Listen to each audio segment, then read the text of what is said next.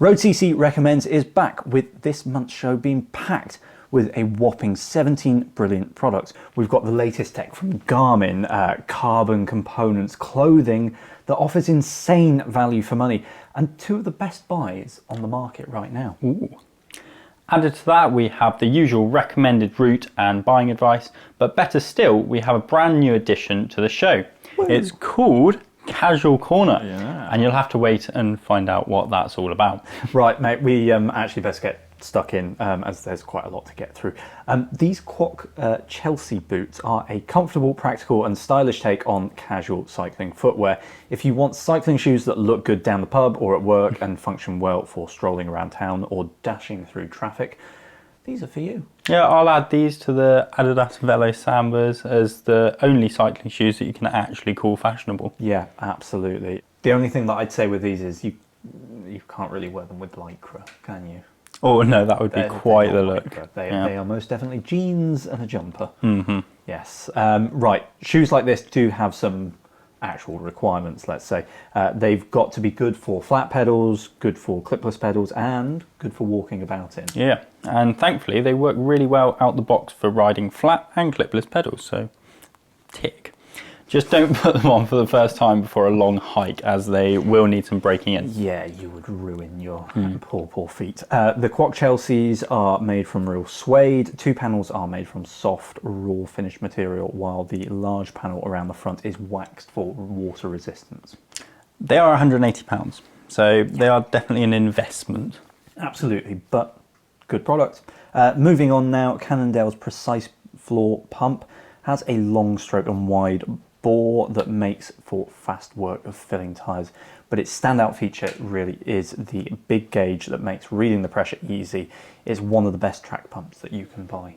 Yeah, obviously the main selling point is this very large gauge. It's really easy to read, and with so many of us running lower pressures these days, it's great to have extra clarity at the lower end of the pressure scale. One of the main points of this as well is that the head self-adjusts to Presta and Schrader valves, and there is a bleed button so that you can fine-tune your pressures. How does that work then? So it just lets a little bit of air out of the tyre.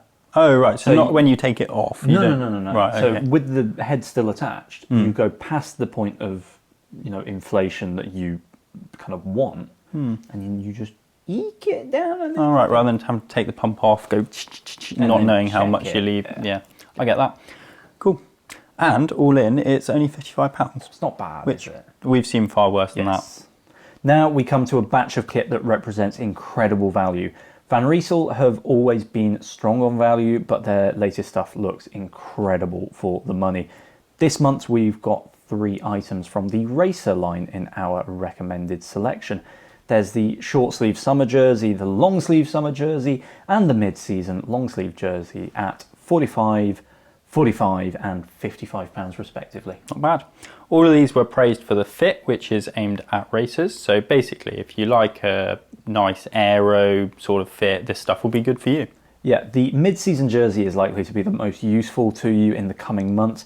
It's best described as kind of like a bridge garment designed for conditions where it's a bit too cool for a short sleeve summer top, but too warm for a winter weight jersey. Van Rysel doesn't cite a recommended temperature range, but we'd say it's ideal from the high single figures to the mid-teens, though pairing it with a base layer and a gilet will extend its usability when the temperatures dip a little.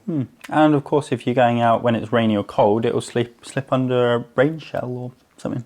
Pretty universal. Yeah, and I have to say that this is kind of my favourite bit of kit to buy. Because is it? Because you said in a recent Castelli video that one of their jackets was your favourite to buy. Well, this type of garment, let's say, it's just so versatile. You can use it all the time. You get so much use out of it, and it's really If nice. you want to hear us jabbering on about versatile layers and how to keep warm in winter, then go and check out our Castelli layering video. Yeah, absolutely. So Jamie, it's time for Route of the Month again. Is it my one? No, it's Dave. Someone let him out on Dartmoor again. I'm still waiting for my turn. Oh no, mate. Yep. Anyway, over to Dave to find out where he's been riding. Today's route is a loop round Dartmoor linking up to great gravel trails that we originally found when we were testing out Komoot's new Trail View feature. It starts at the Ivy Bridge Park and Ride, so it's easily accessible by car or by train. After a short and very steep road climb, you're almost immediately onto the moor, ascending on a well-graded gravel trail right into the heart of the moor. It's an easy climb with amazing views up to the moor and back towards the coast. The Komoot highlight for this bit of trail describes it as a dead end. It's not, but for the next couple of kilometres you're going to need to be prepared to carry your bike at times over some boggy bits and a super steep descent to an old slab bridge. After following the river for a bit, the conditions under tyre improve and there are some flowing trails through the fields to take you to a road section past Coomstone Tor towards Hexworthy. Another slightly mixed off-road bit takes you over to Princetown, or you can use the road link. The trail south from Princetown to Sheepstore is another brilliant section of gravel riding with a fast, swoopy and well-graded trail taking you over the top of the moor before a more technical descent to the car park. After that, you're on the lanes back to Ivy Bridge to finish your loop. Right, mate, well, we've still got lots of great products to look at, so let's move on now to the Endura Women's Pro SL short sleeve jersey. This jersey is from Endura's performance line and the high quality is clear from the off. You're getting brilliant breathability and it's also UPF 50 plus. So that's quite good. Which for a summer jersey obviously has its perks. Yes, yeah, absolutely. This makes the jersey perfect for those days when the temperatures are high, but at the same time, Testa Suvi says that as long as you're not doing like some zone 1 ride, it's perfectly comfortable for even a Scottish summer. And that's her words. We're not taking the mick out of Scotland again. Also, at just under 90 quid, it's also relatively good value for the money when it's compared to its main rivals. Premium jersey is expensive. Onto a product now that we both really wanted to test, but Aaron, who is much better at time trials, far faster, and therefore much more qualified than either of us, nabbed before we could get our hands on them. Yeah, he is quite speedy, isn't he? He is. Virtually and in the real world as well. Yeah. So the Vittoria N.Ext. N.Ext. Yeah, whatever they're called. Weird name, isn't it? They're durable yet fast rolling option that grip harder than you might expect. They're lighter than the regular Corsa Control tyres and come at a cheaper price point than many of their rivals, the result of which places them firmly among the best road bike tyres out there. Yeah, so according to Vittoria, the Corsa N.Ext was designed for the everyday rider and to fill the gap between the pro competition and advanced training tyre categories. Really? So you're going to be getting something that's ideal for those of you that either save your best tyres for events and races or people that kind of want a fast tyre at a slightly more sensible price point. And for it to last. Yes. While the more premium options in Vittoria's Corsa tyre range still use a core spun cotton construction, the Corsa N.Ext has a nylon casing, something Vittoria claims is more robust and durable. As such, the new tyre eschews, hey? I've never heard of that word in my life. As such, the new tyre eschews a 320 TPI cotton casing for a 100 TPI nylon-based option that aligns it more with like the Continental GP5000, for example, or the Schwalbe Pro 1. So the claim is that the graphene compound is faster, grippier and more robust than the standard compound. That's hard to test in the real world, but these tyres certainly feel impressively supple, fast and grippy. Yeah, and the price is still up there. They're £65 per tyre, but we'd say they're well worth the money. Yep. Camelchops is a bag brand that usually reviews very well, and the Mr.Heckles bar bag is no different, with reviewer Suvi rating the fit on smaller bars, the quality and the fully customisable colours. Well, no wonder Suvi liked it. It's made up in Scotland. Yeah. And it can hold 6 litres of cargo. I don't know why I said that like that. Suvi will like it if it holds 6 litres of cargo. It is made of waterproof 1000D Cordura material and features one large main compartment, an internal pocket and a Aquaguard zipper pocket at the front. A semi-rigid base helps it hold its shape as well. That's good. Most bar bags are either under 5 litres or above 10 litres, so this is a nice mid-range option. The roll top closure means that there's a lot of flexibility in the size of the bag too, making it suitable for commuting, bike packing or just a long day ride. Yeah, normally I only find you can find bags suitable for Jaffa cakes Oh no, is this nutrition with Jamie again? It is. Oh, Lord. Either Jaffa Cakes or the entire kitchen sink. Yeah. So this one, you can fit your Jaffa Cakes, your Roundtree's jelly, Oh, a few gels for emergencies, etc. Anyway, it's £75 and money well spent. do you run on sugar? Yes. Yes. Suvi also says that it could be an ideal commuting bag for the summer, but before we get there, we've all got to suffer the long, cold, dark UK winter. If you've never been to the UK before, we like to make it even worse for ourselves by changing the clocks so that we have like an hour less daylight in the evenings. It's just genius thinking. Isn't it just? It really is. Yeah, so if you're commuting by bike or you want to get out after work, you're going to need lights. So we thought we'd do some buying advice on just that. We'll get to front lights in a minute, but first let's cover the rear ones. So the law says that, well, for a start, you must have lights affixed to your bike if you're riding on the road after dark. When it comes to the rear light, you don't need much more than a small blinker for town riding, though many of us will use a full-size light for all of our riding, as it is the most likely to get you seen. Yeah. Rear lights often get used by cyclists in a blinking mode, as that way you're more easily identifiable as a cyclist. Yes. So that's good. However, we suggest that if you're running a blinking rear light, you could run a steady rear light as well, as this makes it a lot easier for a driver to judge your position. Yeah, blinking modes generally give you the longest burn time, but we'd expect at least an hour from most rear lights on steady. I really would. Yeah, there's tons of options out there, but our budget pick would be the Moon Alcor, which you can pick up for under £15. That's really not bad. Yeah, there's not really any excuse to not have one. Yeah, and our overall pick is the Exposure Trace Mark II with React and Peloton. It's 65 quid, but it is powerful and runs for hours. There's all sorts of funky modes on that. Yeah. Anyway, front lights are broken into two categories, those that you can see with and those that will help you be seen. Well, hopefully. Yeah, those to be seen are generally the cheapest, smallest and lightest. They can be stowed in a backpack or pocket until needed and are just about bright enough to allow you to ride steadily on unlit roads. Good examples include the Magic Shine Alti 300, Vel 300 and the Zine KTV at around 20 quid. Yeah. But you can spend a lot more on something like an Exposure joystick at over 130 quid, which will get you enough light to see by. However, if you really want to be able to see where you're going on unlit roads, then you'll need a light with decent power. And as you spend more money, you'll get a bigger battery for longer run times. There's lots and lots of choice when it comes to larger torch-style cycling front lights. Often manufacturers will bundle these front lights with a rear flasher, seeing to both ends of your bikes, really, and it'll even get you a bit of a discount in the process. The brightest lights now kick out over 1000 lumens, which is more than you'll really ever need for road riding, but on lower settings, the best ones will run all night, which is great. And this is where our top tip comes in. You need to consider the speed that you'll be riding at, the quality of the roads, and the time that you'll be out. And then you can pick a light that's going to last on the setting that you need for the entirety of your ride. Yeah, you really don't want to be running out of juice like 5 miles from home. I did the other day.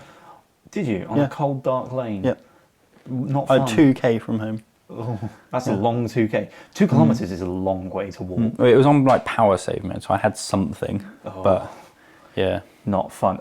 Well, to give you a practical example, because apparently Jamie needs a practical example, I tend to ride for anywhere up to 2 hours on B roads and unlit lanes. I'll take it along around 20 miles an hour on the flat. So he doesn't. Yes, I do. In my mind, I do. My general rule is that I want 800 lumens for the B roads and 1200 lumens for the lanes. Yeah. Just because there's a few more potholes, throws the light a bit further. To be safe, I'd get something like the Lezyne 1300 XL at 90 quid. The 800 lumen mode will run for 4 hours, but if I need the full power mode, it'll do 2.5 hours. That's more than enough to see me home if I have a puncture or a mechanical. Or you go on Zwift or an indoor trainer. Yeah, but that won't get you to work, will it? Or home. It won't. I'll try it, it won't. You thought you got carbon monoxide poisoning halfway through that one. We were rambling so much. Yeah. But he was lightheaded too. It wasn't me. He was just bored of listening to you. But remember that not all lumen counts are made equal, and that's why something like our beam guide that you can find over on the road.cc website is really useful. Yeah, we'll leave a link in the description below. So speaking of going to work, the Osprey Metron 24 would be a brilliant backpack for a commute. Yeah, absolutely. It's got external helmet storage. There's a rain cover that stows away, and it's nice and bright for those extra dreary conditions. You've got a waterproof shoe compartment, which personally, whenever there's a waterproof compartment, it takes all of the clothes that I've been absolutely soaked in riding to work. That's by the by.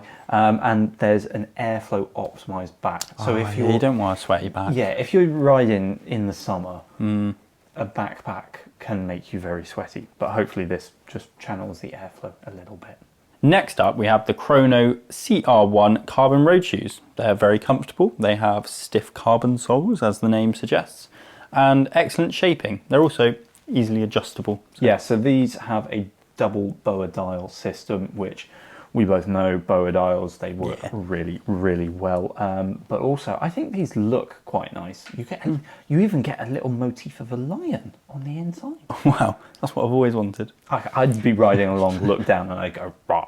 Yeah, and then you'd ride into the back of something. Yes. Anyway, if you're prone to buying bike tools, then you might want to look away now. Yeah. The Prestacycle TorqRatchet Pro Deluxe scored a perfect 10 out of 10 from reviewer Mike Stead, and it is easy to see why. This has a highly visible torque scale, and it's easy to access quite tight spaces. The bike-specific ones are much better than a general use one, even though they can be a bit more expensive. They don't have a smaller head, and you get in more places. No, and also it's quite a compact tool, so it doesn't take up too much space if you're using a toolbox. It's light. There's a wide range of useful bits, which is great. And it's got a mega strong 60 Newton meter capacity for non-measured applications. I'd be impressed if you could press down 60 Newton meters on a tool that's this long. I would be really impressed. But hey, it's got it, and that means it's probably going to last. It's also got a competitive price and a travel wallet version. Yeah. Before we get on to something new and exciting, the Orro Terra C 105 Di2 2023 is a quick and versatile gravel bike. I mean, that's quite new and exciting. That's quite new and exciting, but there's something even more new and even more exciting. Yeah. So obviously this is the Di2 build one, isn't it? Yeah, and that's a really good group set. So they're onto a winner there. It's great value. It's one of the better values bikes with that group set. Yes, that you can buy anywhere. It's fast and fun to ride. Yeah. Which on any bike is quite important. It's really versatile as well. So road, gravel, whatever. Dave has ridden it everywhere. He has. Literally everywhere. I haven't seen him not on that bike for the last 2 months. Which is impressive. Yeah. Dave was also a big fan of the 105 Di2 group set. And this comes in at just shy of £3,000. I think it's a penny shy. Yeah. With bike prices going up and up, that's not bad. Not bad at all. Right, mate. Time for a brand new segment. Please do enlighten us. What is it? It is Casual Corner. Is it? So, the point of this Which corner? is The we're going corner? to... Not that corner. This is the corner of casual. Oh, right, yeah. So we've just got to relax now. This is where we're going to tell you all about brands that make some actual nice casual clothing. And we're not talking about the life behind bars t-shirts or this guy needs a beer kind of t-shirts. We're talking about things that you could actually consider fashion. Yeah, now this is something that I've wanted to do for ages, to be honest, isn't it? Because there's a lot of cool gear out there, and you can always tell when someone's a cyclist. They don't have to be out there. It can just be a subtle little label, and you know that person at work is a cyclist. And then you can have a secret conversation behind the water cooler. Yes, and then every lunchtime you can just fill with bike chat. Yeah. Right. Before we get to all of that, first up is Stolen Goat. So I think we need to get changed. Yes. So we've got loads of really cool stuff coming up. But first of all, obviously it had to be the road.cc merch. So this is the Stolen Goat Groll Kiko hoodie. Yeah, and this uses a Tempest fabric, which is wind resistant and water resistant.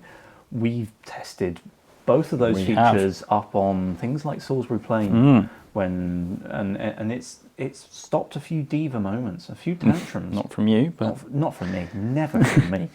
It's also got a super soft brushed Roubaix lining, which makes super cozy, and then a full length YKK cam lock zipper as well. yes. Look at you!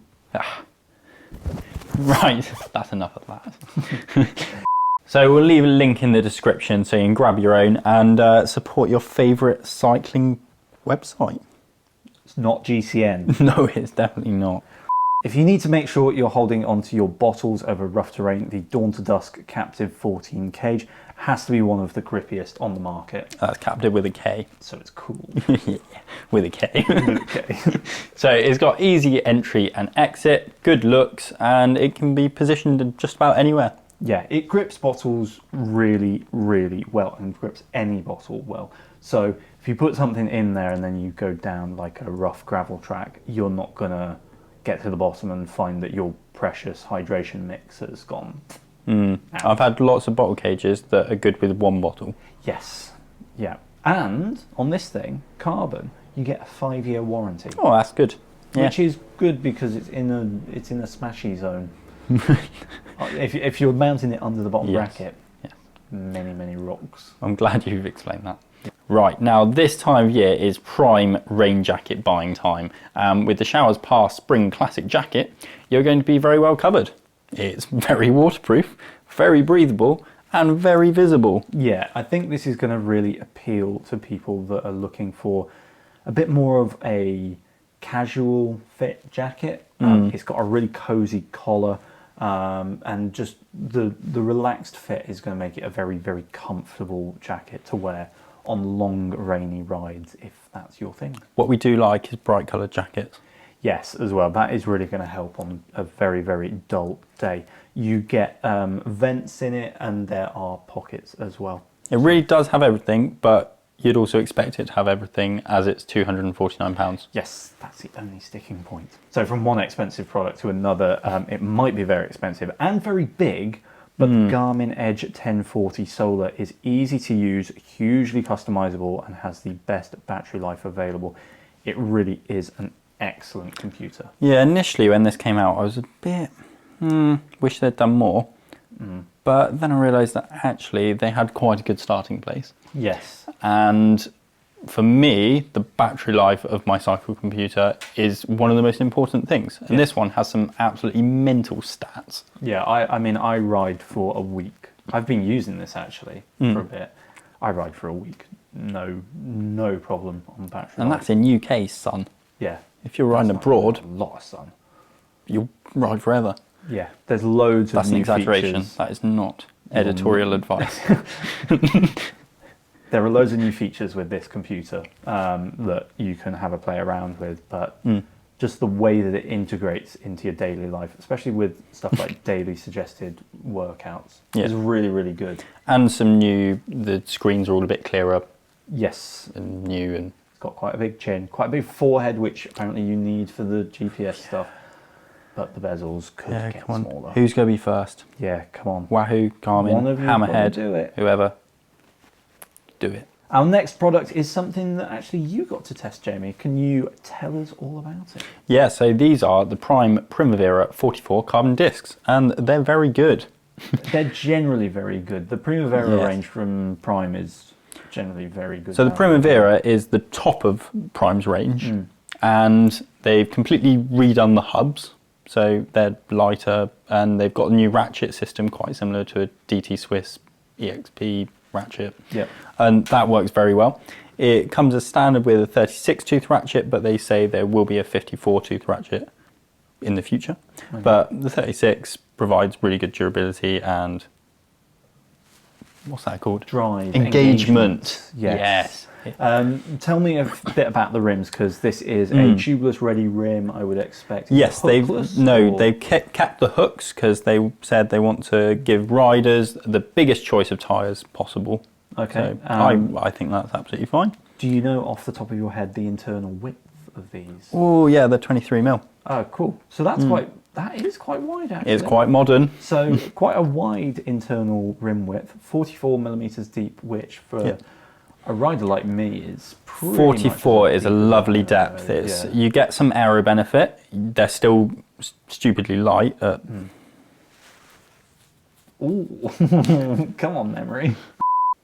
Okay, scores on the doors. Sorry, I nodded off while you were looking for that. Don't say that. The road.cc website is easy to navigate, and it's easy to look up anything. Any little fact you want to know about a product, just look it up on the road.cc website. They are also 23 internal. They're 15-30 grams. Okay. Which isn't bad. Not bad. Yeah, that's with tubes and tape as well. But yeah, 44mm, good for climbing, good for flats, and you can handle them in just about any weather conditions that you'd want to go outside in. Best things about these though, 849? 899. 899. Yeah. Not bad. Yeah, it is really good, other than you can get the 56mm for the same price. Right. Money. I hope that gets in, Andrew. And that just leaves one product, and that is our product of the month. Drum roll, please. Right, it is the Zwift Hub Smart Trainer. Okay, so this technically isn't an absolutely perfect indoor trainer. You'll need to do some assembly out of the box, and the Simple assembly. Simple assembly. The cadence sensing wasn't the best, but at 449 with a cassette included, it is going to be an absolutely brilliant indoor trainer for the vast majority of people that want to stay fit over the winter or get in a session or two through the week. So my previous favourite trainer was the Kicker Core Yes. from Wahoo, and this one does look very similar, doesn't it? But I'm sure it's not similar in any way, Jamie. Wahoo thinks it is. Yeah. But So someone's been sued. however, Zwift isn't concentrating on all that, or the numbers, and the sell of the Zwift Hub is more about the simplicity of the setup and the integrated experience.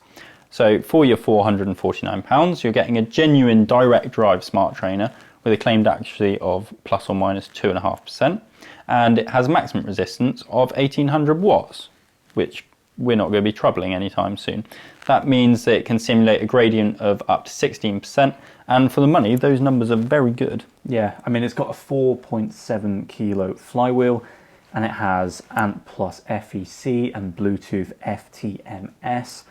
For nerds, that's what you need. That's what you need to run it on. Yeah, that was just Not for a lot of nerds. letters. I've just said for nerds. Anyone who's not a nerd needs to know that. Yeah, for people like us. You can just run Zwift on it, basically. Yeah, how good's that? So with any smart trainer, you want to be sure that the numbers that are appearing are at the very least repeatable and preferably as accurate as possible. And Dave, whilst reviewing this, jumped into a Zwift race around New York Park perimeter course. And the purple line on Zwift Hub and the blue line is the Rotor 2-in power cranks, which he's used to benchmark loads of trainers and power meters and things. And as you can see, the two lines mirror each other very closely. And there's only a couple of watts difference between them, and the average power recorded on the Zwift Hub and the cranks. So that's really good. Yeah, absolutely. I mean, it's as close as you'd need it to be for most Zwift riding. Yeah. Let's be honest.